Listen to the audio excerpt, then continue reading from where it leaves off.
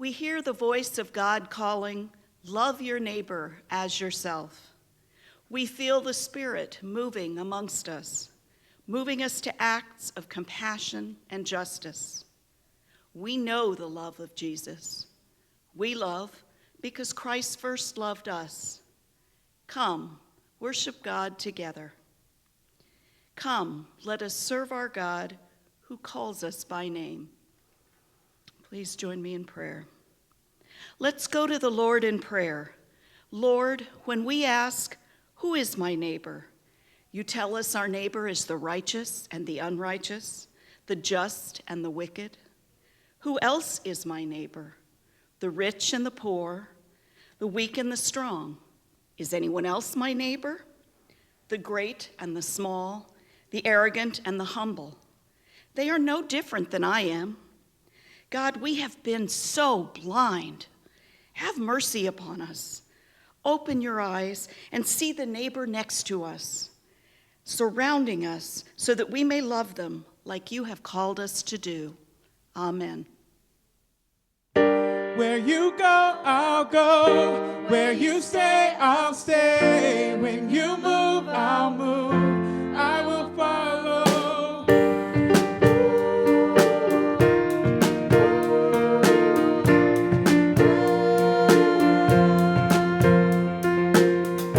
All your ways are good. All your ways are sure.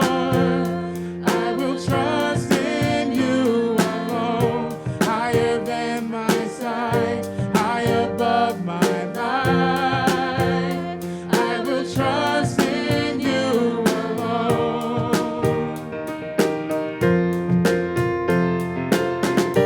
Where you go, I'll go. Where you stay, I'll stay. When you move, I'll move. I will follow you.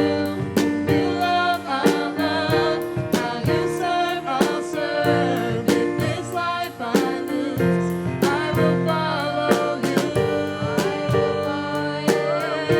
I will follow you.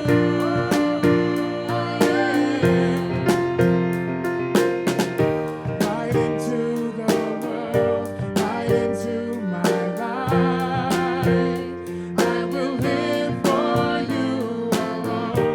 You're the one I seek, knowing I will find all I need in you alone.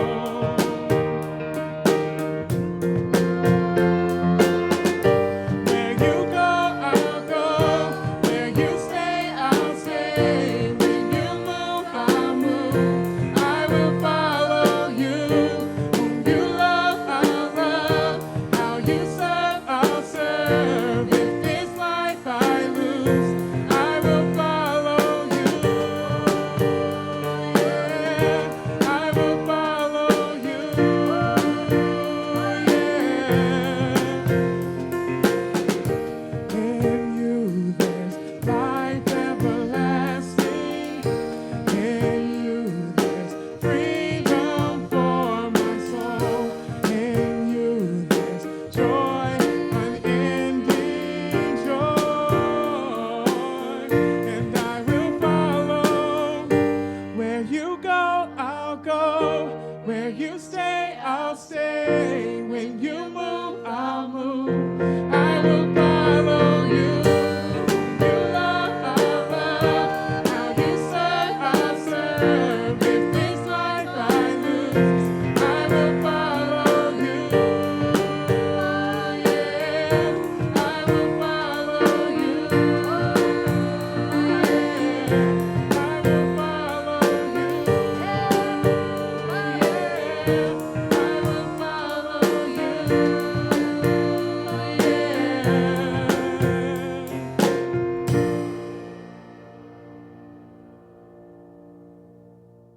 Hey there, VBS is over and it is time for me to show you all of the awesome highlights from our VBS week. But before I do that, I just want to thank all of the people who played a role in making this VBS happen this year. It looked way different than what we expected, but it was still so much fun. So thank you to everyone who served this VBS by donating off of our Amazon wish list. You made those kits happen, so thank you. Thank you to everyone who jumped up on stage with me with no hesitation to do goofy things to make large groups super fun for these kids. Thank you to all of my small group leaders who poured into our kids and our families throughout this week. Thank you to everyone who prayed over our families, over our leaders, and over these kids as the week went on. And thank you, parents and families. I know you played a totally different role than you normally do in VBS. You totally stepped up. You opened those Zoom meetings for those small groups, helped your kids with crafts, and prayed over them throughout this week. And I just want to thank you for doing that. You are so appreciated. So that's it. It's over. VBS is done, and I am so excited to show you some of the highlights from this week. Have a great rest of your summer.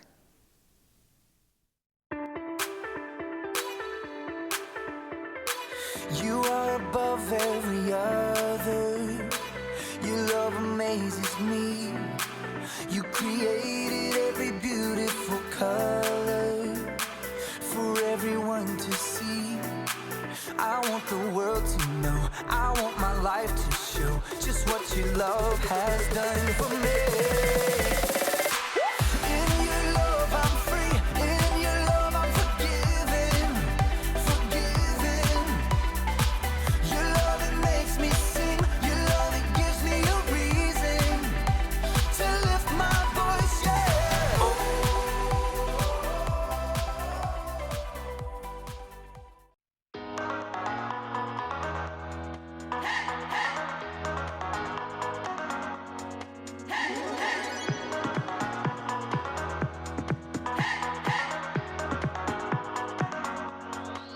This is my faith, this is my focus, all of my days. I know where my hope is, I'll live it loud, I'll shout the chorus, because I know, oh, you're always for us. And even when it's hard for me to see, I will trust in you, I will believe. And even when it's hard for me to see, I will trust in you, I will believe. And keep on looking to you for where I'm going, knowing you go there too. I'll keep on looking to you.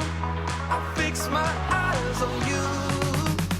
You are my only focus. You are my only focus. You are my only focus. I fix my eyes on you. This is my faith, this is my focus, all of my days. I know where my hope is, I'll live it loud, I'll shout the chorus, because I know, oh, you're always for us. And even when it's hard for me to see, I will trust in you, I will believe. And even when it's hard for me to see, I will trust in you, I will believe. And keep on looking to you for where I'm going, knowing you go there too. I'll keep on looking to you. I'll fix my eyes on you. You are my only focus. You are my only focus. You are my only focus. I fix my eyes on you, oh yeah. Woo! You ready? Come on, let's go. Hands in the air, hands in the air. I know you're there, I know you're there. Anywhere, oh. Anywhere. I fix my eyes on you, you. Hands in the air, hands in the air. I know you're there, I know you're there. Anywhere. I fix my eyes on you. And keep on looking to you for where I'm going. No, you go there too. I'll keep on looking I'll fix my eyes on you. You are my all, you are my only thought. You is all, you are my focus. I fix my eyes on you, on you, on you.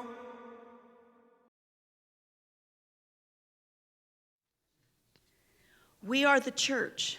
We continue to be the church, the life, love, and ministry of Jesus. Even in these challenging times, and it is for uncertain times such as these that the church is called, even more, to be the peaceful presence of Christ, sharing the light of hope. The tithes and offerings we give support the vital ministries of the church and are themselves hopeful acts of faith.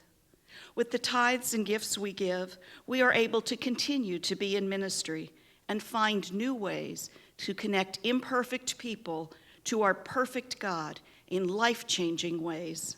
If you're able to give freely, give joyfully, give abundantly, and give with confidence that God will bless and multiply the gifts we give. You can choose one of the multiple ways we've arranged for giving online, with your phone, or by mail. Remember, 2 Corinthians chapter 9, verse 7 says we should give as we have decided in our heart, not reluctantly or under compulsion, but with gladness. So let us give out tithes and offerings to God with gladness, knowing we've been given the opportunity to be a part of the life-changing ministry of the body of Christ. I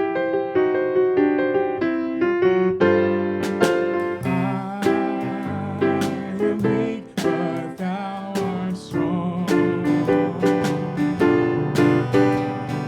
Jesus, keep me from a wrong.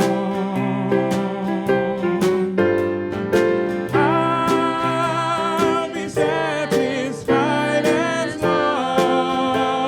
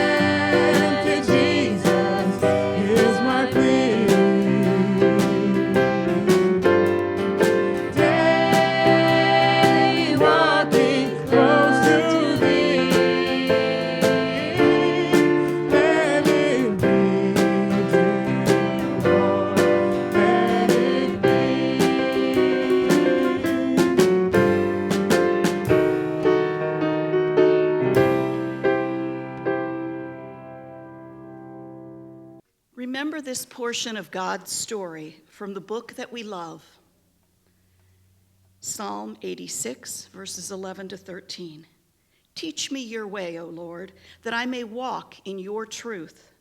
Give me an undivided heart to revere your name.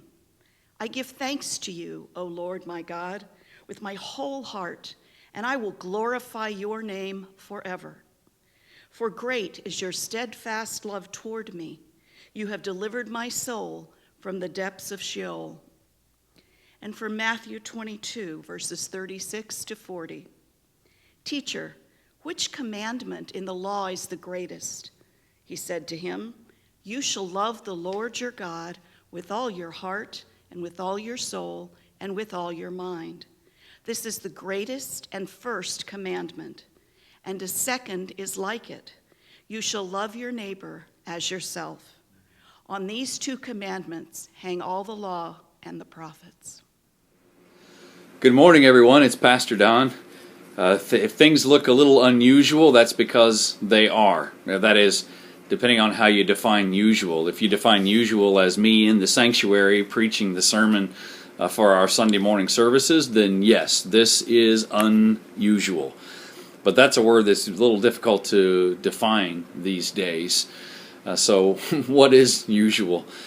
But, I got to thinking about that, and I thought, well, maybe this was a good opportunity, this unusual circumstance. I'm right here in my mom's apartment in Decatur, Illinois, and I'm here because, if you've not heard, my mom had a medical emergency on Tuesday this last week, and she was rushed to the hospital by ambulance, and she's in the intensive care unit at the local hospital here.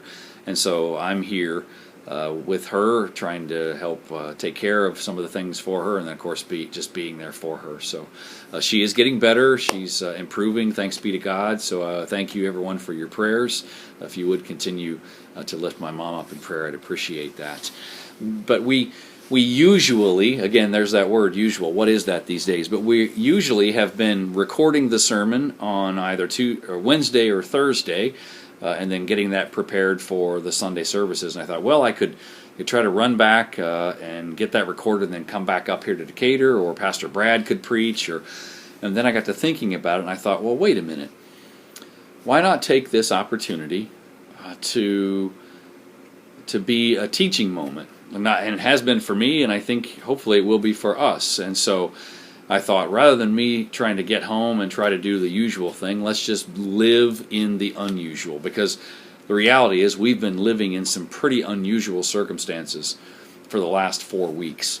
And man, do we continue in that. It's just, how long, right? Like the text from last Sunday. How long, O Lords? But I wanted to just give us an opportunity, or to take this opportunity for us to learn something in this. So here we are, and here we go.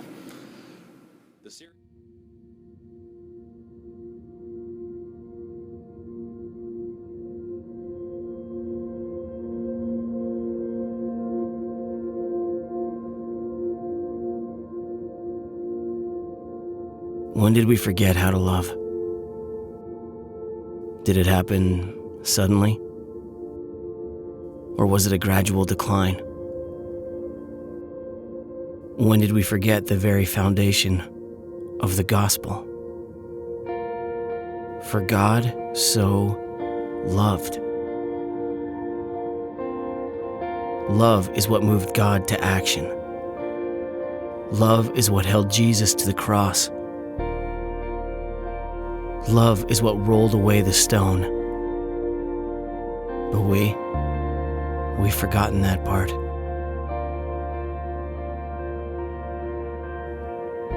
Without love, we are simply a resounding gong, a clanging cymbal, a bunch of noise. Without love, we are nothing. Is that what people see in us? Meaningless, empty noise? Love is supposed to be patient and kind, gentle, not angry or arrogant. Yet in our effort to stand on truth, we have forgotten the very thing these truths are based on: love. Never once did Jesus fail in this. Not in his heartbreak or his anger. Not in his joy or his betrayal. His default has always been love. Maybe it's time the church was more like Jesus.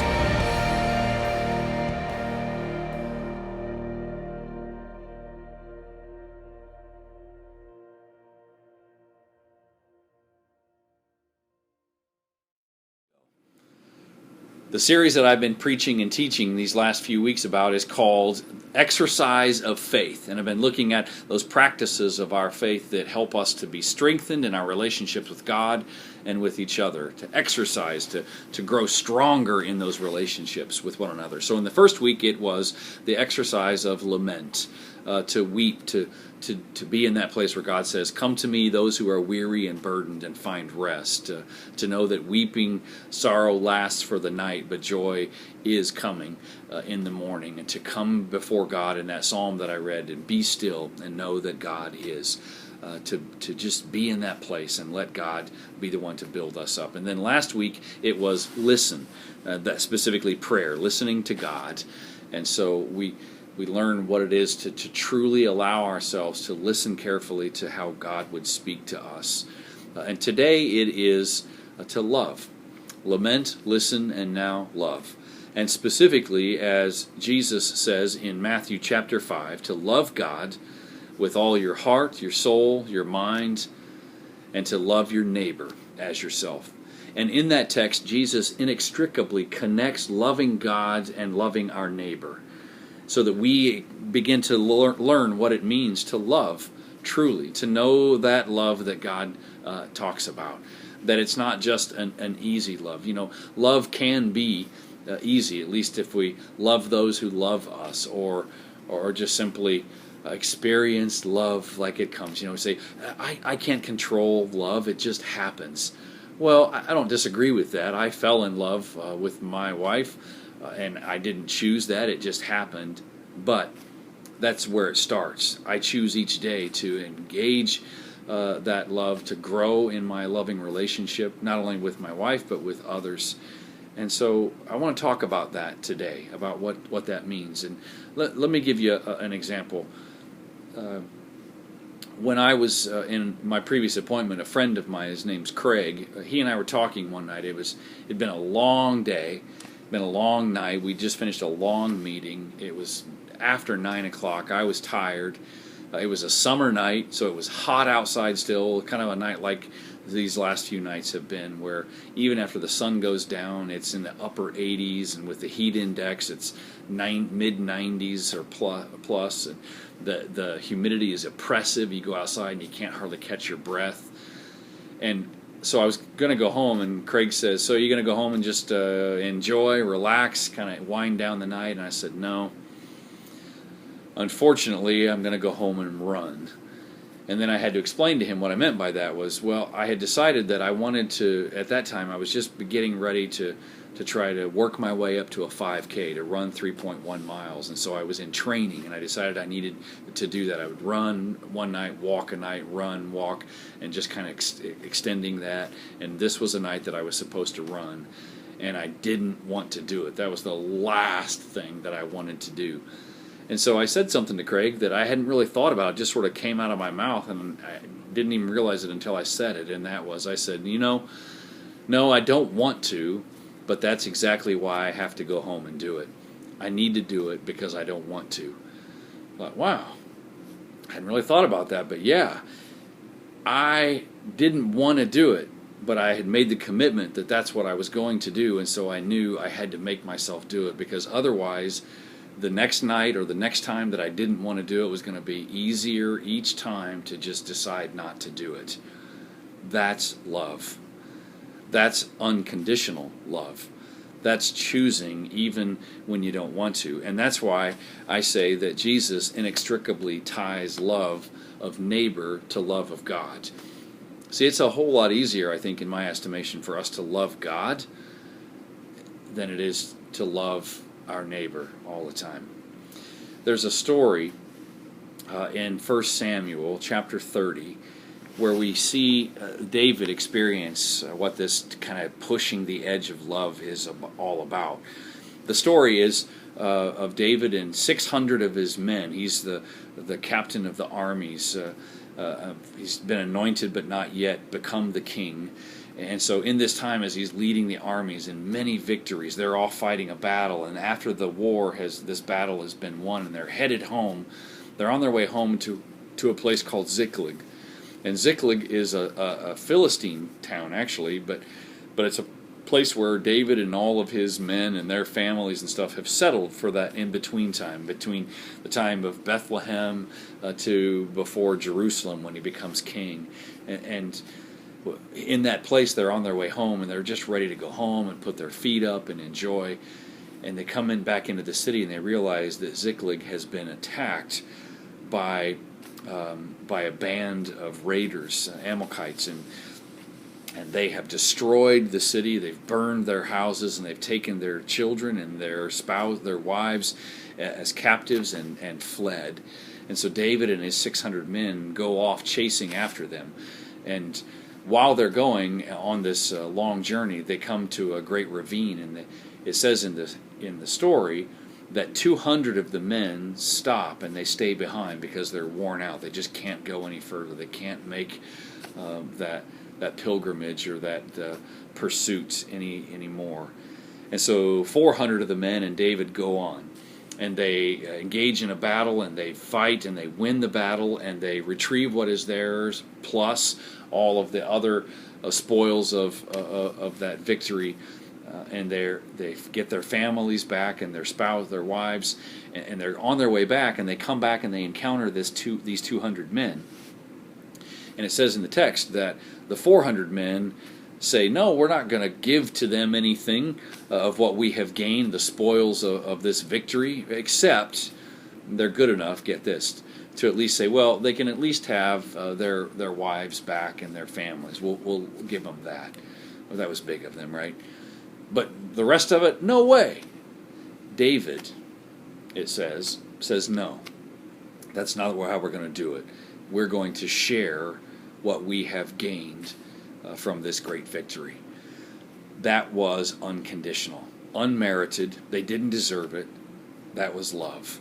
And David demonstrated that. The others, the 400 men, they're like, you're crazy? These guys, they haven't done anything to help us. They sat back here and relaxed, put their feet up, and didn't do anything while we're all fighting this battle. And we won the victory by the sweat of our brow and the blood of our sacrifice. And they want to gain something? David said, yes, that's love. And that comes in some ways from the scriptures in Leviticus chapter 19, verse 18, which is actually what Jesus references. And in that it says this, don't bear a grudge against one of your people, but love your neighbor as yourself. So in this text, neighbor is defined at least as those who are of their people. And so these 200 men were of the same people, of the 400 men and David. And so they didn't hold a grudge against them, or the scriptures say don't hold a grudge. David knew that, and so he was sure to love as the scriptures called him to love, and that was in an unmerited, undeserving way, to give freely. Jesus pushes that even further. Jesus challenges us not only to love those of our people who maybe don't deserve it, but he says to love those who definitely, in our estimations, don't deserve it, and that is our enemy. Love your enemy as yourself, he says. There's a story of a woman named Corrie ten Boom. Corrie ten Boom and her family, they're Dutch Christians. They lived, she was born and raised in the Netherlands, lived there during the rise of the Third Reich and the Nazis, And when the Nazis invaded, when Germany invaded the Netherlands, their family was involved. Corrie ten Boom's family was involved in hiding a lot of the Jews who were fleeing, and helped protect them. And it was eventually found out that they were doing this, and Corrie and her family, they were then imprisoned in the concentration camps. She survived that, and after the liberation of the Allied forces, she eventually moved to the States. And she wrote a book, and it's called The Hiding Place, and there's since been a movie made about that. But that was one of her most famous writings about that experience of her family hiding Jewish families during the war. And there's another story of Corrie when she's at a book signing of this book, The Hiding Place. And at that book signing, people are coming through the line, and she's signing the books. And this one man hands her a book, and she signs it, and as she's handing it back, they're making some small talk, and the man confesses to her that he was a former Nazi soldier who was one of the guards at the concentration camp. And Corrie recounts that story and says that it was in that moment that she had to face the awful grace of God. She had to know what it was to truly offer unconditional love. Unconditional love. Love that is not merited, that is not earned, that the other doesn't even deserve necessarily, but we're called nonetheless to give it. The text, the psalm that I read or that was read for us today, that I'm preaching from, Psalm 87, says this: He has set his foundation on the holy mountain. God has given to us that example, that the Lord God loves. For you are great, God, and do marvelous deeds. You alone are God. And then listen in verse 11 of 86. Teach me your way, O Lord, and I will walk in your truth. The psalmist goes on and says, Give me, God, an undivided heart, that I may praise you. And then in verse 13, for steadfast, or some interpretations say, for great is your love toward me. God's love is steadfast. It's not conditional. God's love doesn't just simply love us when God feels like it, or when we have earned it, or in a place where we're even reciprocating that love. But God's love is steadfast always. Steadfast is defined as unwavering. It never changes.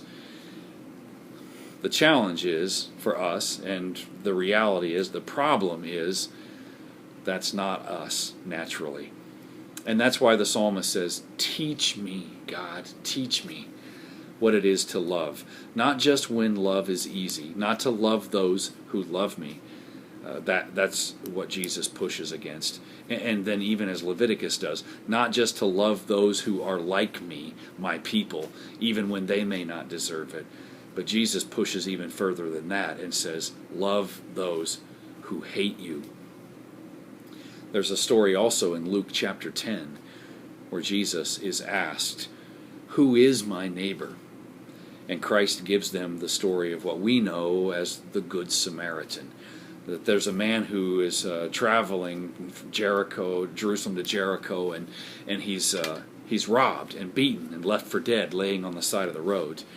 And then it's said that a great religious man comes by of the Jewish community, and he can't stop because he's got too much on his mind, and he knows that it would make him unclean if he did this, and so he continues on. And then another man who's a very important and wealthy man among the Israelite people, comes by, and he can't be bothered because he's got too much to do, and so he moves on. And then there's a man who's a Samaritan. And you probably know, but in case you don't, Samaritans were a people that were seen by the Israelites as unclean, or at least those that they didn't mingle with, they didn't interact with. They were the other. We have those others in our lives, whoever they might be, those who could even be defined or seen as enemy. And Jesus says that this man provides care and comfort and healing for the injured man who is unlike him, but nonetheless The Samaritan oversees or looks beyond that and sees the individual for what he is, a child of God, or who he is, and provides care, loves unconditionally, steadfastly. And so Jesus uses that parable, that story, to say this is what it is, what it looks like to love your neighbor. And that's why I say that Jesus inextricably ties then loving neighbor to loving God. You see, it could be easy for us to love God. I can say that, oh, I love God. I'll go to church and read my Bible and pray and be faithful and be righteous and be sacred in all that I do, to be holy. But we can do that in isolation as individuals and never really be challenged or pushed beyond that to live that out in the world around us, in the community, and most importantly, in relationship with others. That our godly relationship then is evidenced in our relationship with each other. I mean, that's what Jesus meant when he said that when you have done this unto the least of these my children, you have done it to me. When you have fed those who are hungry and given drink to those who are thirsty and visited those who are in prison, when you have shared love and life and hope with those that otherwise it'd be really easy to just look past as you live your life and travel on down the road, when you stop instead and offer aid and comfort in those places and times when it's not easy, that's when the exercise of our faith engages. That's when our ministry of loving really, really begins. I've shared that in this context today. As I said, I think it speaks to that because I thought, we could have done things in the usual way. But, I think that there's a lot to be learned when we are willing to wade into those difficult places, when we're willing to enter into the unusual, untested circumstances and be tested by those moments, that we're proven steadfast. And that's when God teaches us what steadfast love is. I hope that you're challenged. I hope that you'll think about this week and wonder, where are those places in my life when I have been challenged to love in steadfastness, when I've been challenged to not have a divided heart, to love some and not others, but to love unconditionally, to be steadfast in that, consistent in the ways that I apply the command to love God with all my heart, soul, mind, and strength. I pray that for you, and I hope that for us together. Remember, as Paul said, press on towards that goal. We're not there yet, but we're in this together. So God bless you. Peace be with you.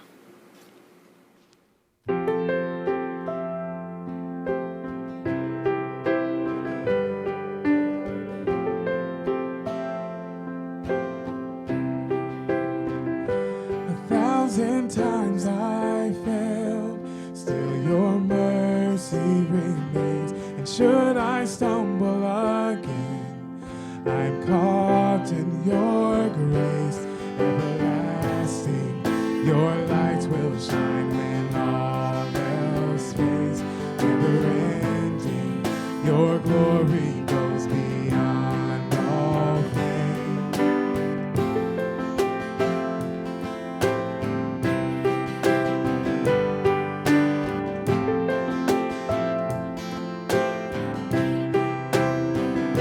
You will above all else, my purpose remains. The art of losing myself and bringing you praise. Everlasting, your light will shine when all else fades. Never ending, your glory goes beyond all fame. In my heart and my soul, Lord, I give you control. Consume me from the inside out, Lord. Let justice and praise become my embrace.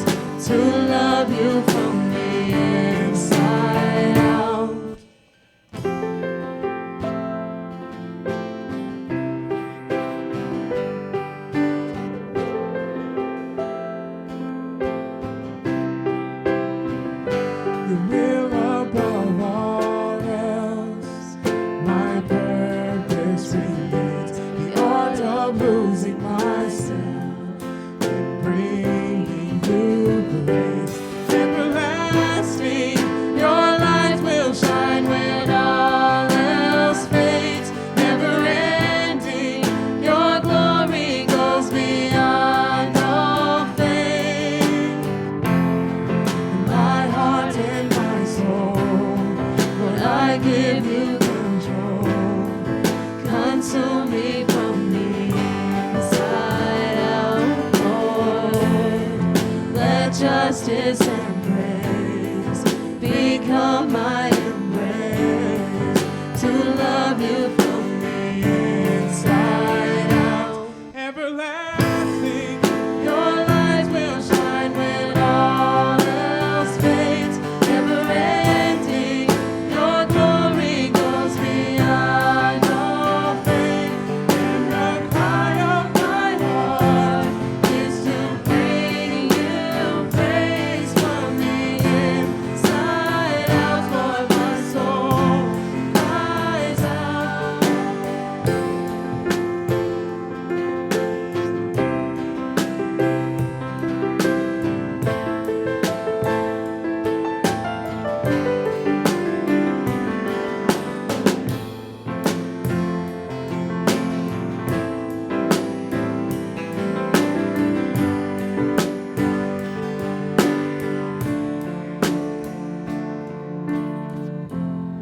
In my heart and my soul, Lord, I give you control.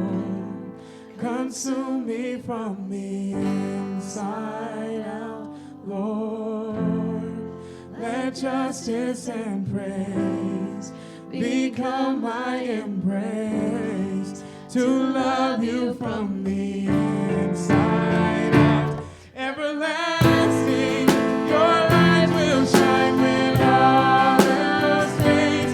Never ending, your glory goes beyond all fame. And the cry of my heart is to bring you praise from the inside out, for my soul cries out from the inside out, for my soul cries out.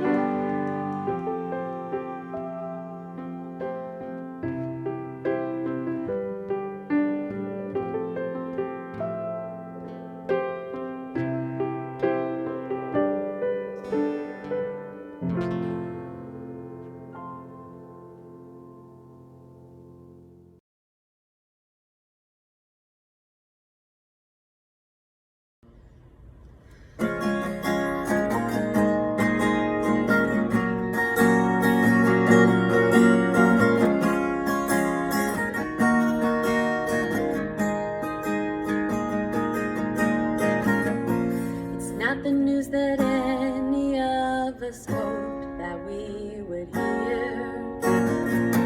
It's not the road we would have chosen. No. The only thing that we can see is darkness up ahead. But you're asking me to lay my worries down and sing a song instead. And I didn't know I'd find you here in the middle of my deepest fear. But you are drawing near. You are overwhelming me with peace. So I lift my voice and sing. You're gonna carry us through everything. You are drawing near. You're overwhelming all my fears with peace. You say that I should come to you with everything I need. You're asking me to thank you even when the pain is deep. You promised that you'd come and meet us on the road ahead. And no matter what the fear says, you give me a reason to be glad.